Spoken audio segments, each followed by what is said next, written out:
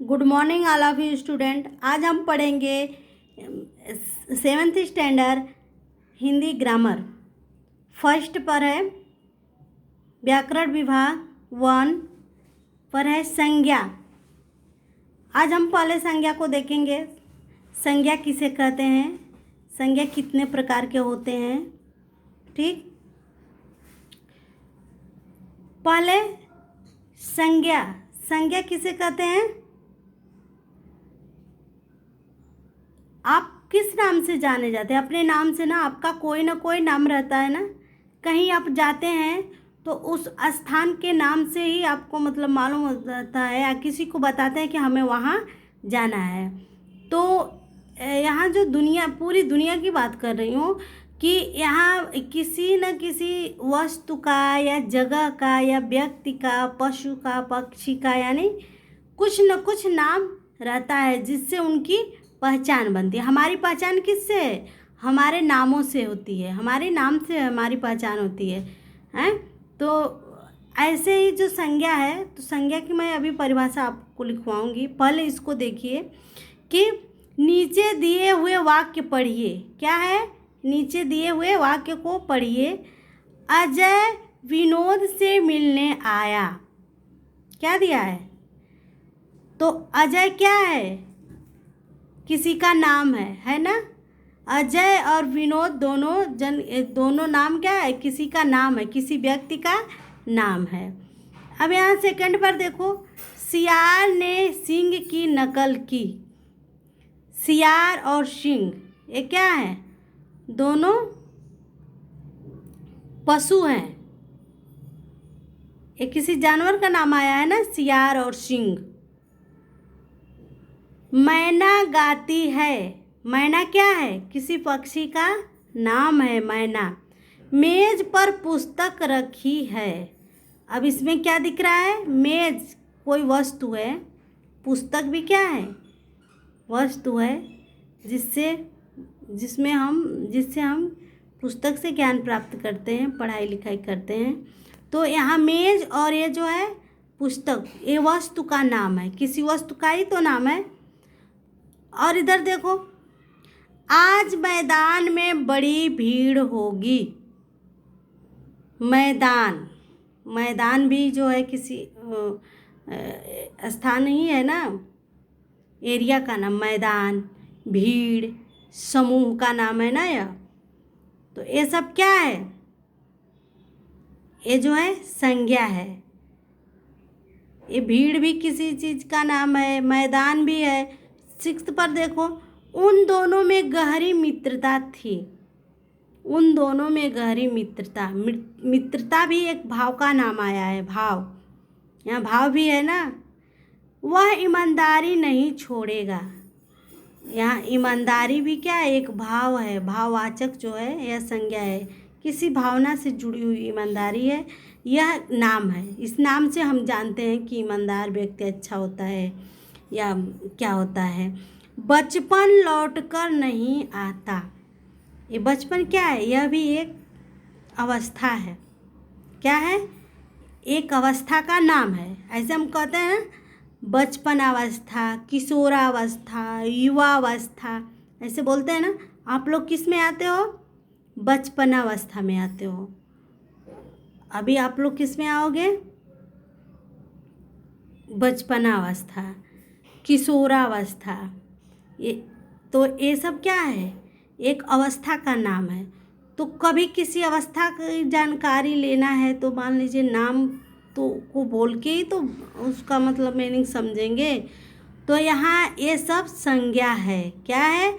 अजय, विनोद, सियार, मैदान, भीड़, मैना, ईमानदारी, बचपन, मेज, पुस्तक, ये सब क्या है? सब संज्ञा का नाम है। ये सब संज्ञा है। तो अब इसी पर आप लोग एक काम करो, लिखो संज्ञा किसे कहते हैं।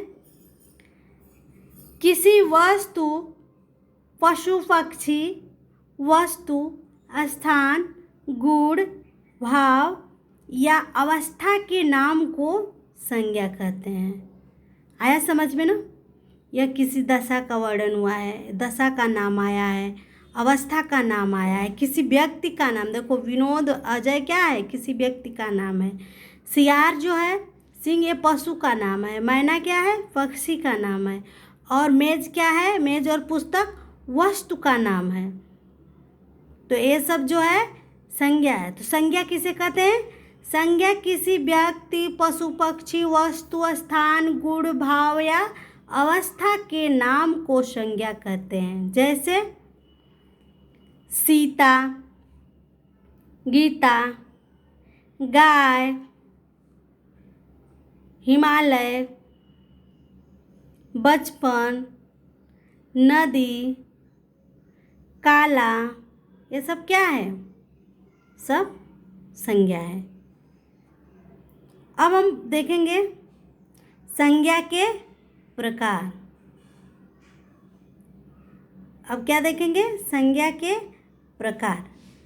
संज्ञा कितने प्रकार के होते हैं, संज्ञा के कितने प्रकार होते हैं, संज्ञा के 5 प्रकार होते हैं। फर्स्ट पर है जातिवाचक संज्ञा, सेकंड पर है व्यक्तिवाचक संज्ञा, थर्ड पर है भाववाचक संज्ञा, और फोर्थ पर है समूहवाचक संज्ञा, और 5 पर है, फिफ्थ पर द्रव्यवाचक या पदार्थवाचक संज्ञा। तो इसमें जो है पहले हम जातिवाचक संज्ञा को पढ़ेंगे कि जातिवाचक संज्ञा क्या है। देखो नीचे दिया है, वाक्य पहले पढ़िए। वह भला आदमी है, क्या है, वह भला आदमी है। आदमी क्या है, आदमी से क्या समझ आ रहा है, आदमी से ये समझ में आ रहा है कि यह पूरे जाति का, आदमी की जाति है, यह पूरे जाति का बोध हो रहा है। वह विद्यार्थी गरीब था, और विद्यार्थी भी क्या है, यह भी पूरे विद्यार्थी जाति का बोध करा रही है। अब आप ही लोग एक ग्रुप में पढ़ने जाते हो स्कूल में, तो अनेकों विद्यार्थी होते हैं, अनेकों नाम के होते हैं, लेकिन सबको तो किससे संबोधित करते हैं, जब स्कूल में वो रहता है तो उसको क्या सब कहते हैं, विद्यार्थी, यानी विद्या को ग्रहण करने आया है, यह एक विद्यार्थी है, यानी स्टूडेंट। तो ये विद्यार्थी पूरे जाति को बोध, विद्यार्थी से पूरे जाति की बोध होती है, बोध होता है। अब देखिए थर्ड पर है नदी, पर्वत से निकलती है। तो नदी क्या है, नदी भी एक पूरे जाति का बोध कराती है, पर्वत भी एक जाति का बोध करा रहा है। नदी में भी कई नाम के नदियाँ होती हैं, पर्वत में भी बड़े छोटे और उनके पर्वतों के भी नाम होते हैं। तो नाम से नहीं, उसके पूरे जाति का बोध करा रहा है।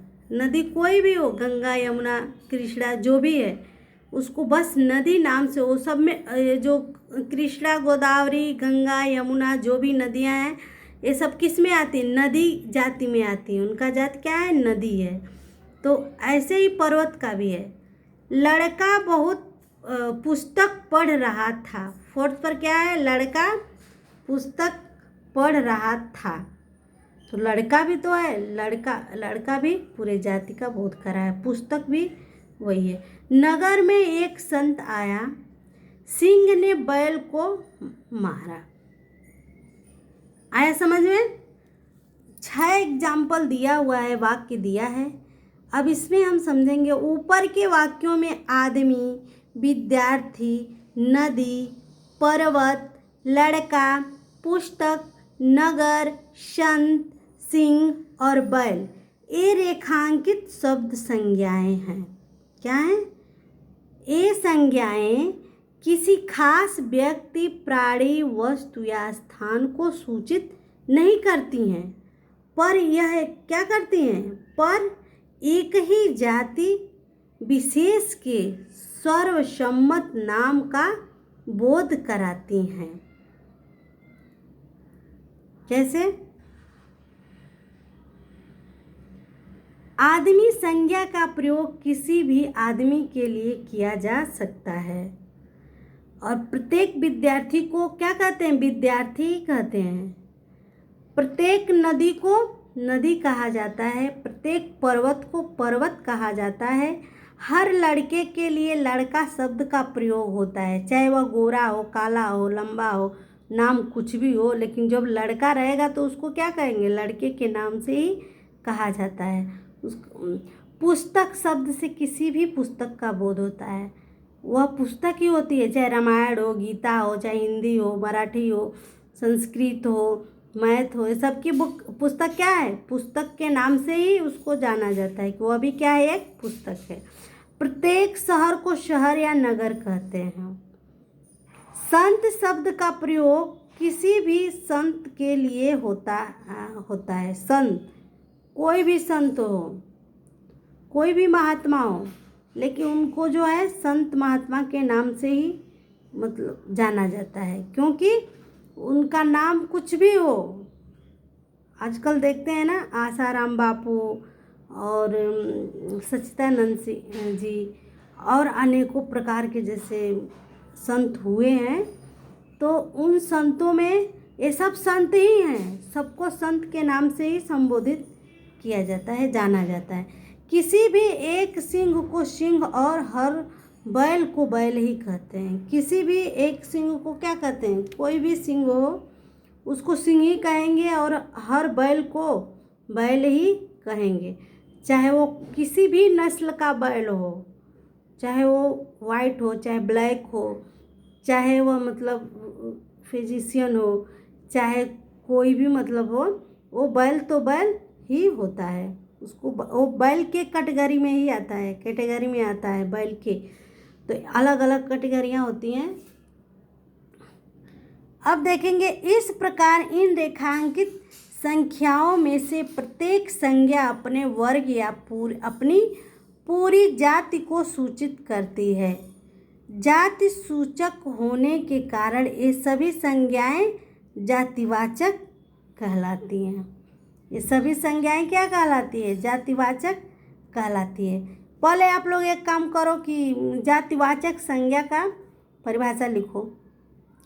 जिस संज्ञा से उसके पूरे वर्ग या जाति का बोध होता है उसे जातिवाचक संज्ञा कहते हैं। जैसे कवि, गाय, गांव, देश, नेता, पक्षी, फूल, बच्चा, बहन, बादशाह, बेटा, भाई, मकान, मनुष्य, राजा, लड़की, शिक्षक, सड़क, स्त्री आदि संज्ञाएं क्या हैं, जातिवाचक संज्ञाएं कहलाती है। जातिवाचक संज्ञा समझ में आया। अब मैं इसी से आप लोगों को क्वेश्चन दूंगी। जातिवाचक संज्ञा का क्वेश्चन मैं दूंगी आपको। जातिवाचक संज्ञा पहचान कर लिखना होगा कि इसमें कौन सी संज्ञा है, ठीक।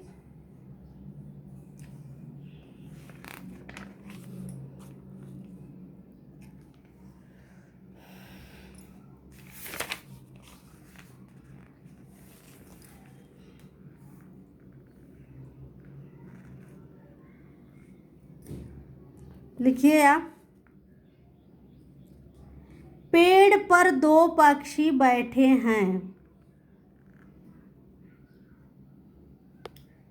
यह गंगा नदी है।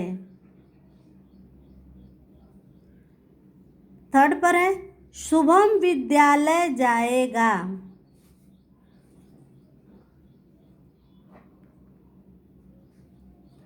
उल्लू जंगल का जासूस है। छोटा परिवार सुखी परिवार, सुखी होता है। छोटा परिवार सुखी होता है। छठवें नंबर पर है, आसमान में बादल छाए हैं। सातवें नंबर पर है, देखो धूप निकल आई है।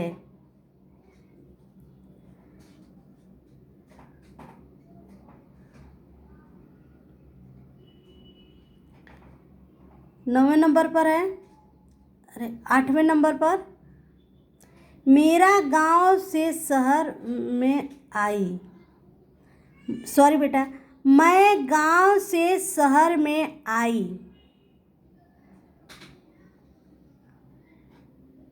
मैं गांव से शहर में आई। ठीक। 8 मतलब 8 मैं दे रही हूँ वाक्य। इसमें आपको सब में से छाट कर लिखना है कि नीचे दिए हुए वाक्यों में संज्ञा शब्द रेखांकित कीजिए और लिखिए। इसमें आपको जातिवाचक संज्ञा को ढूंढ कर लिखना है। जो इसमें जातिवाचक संज्ञा होगी उसी को आपको लिख करके भेजना है। ओके। और नेक्स्ट जो है अगले वीडियो में देखेंगे। आप लोग सेंड करना। Okay, thanks.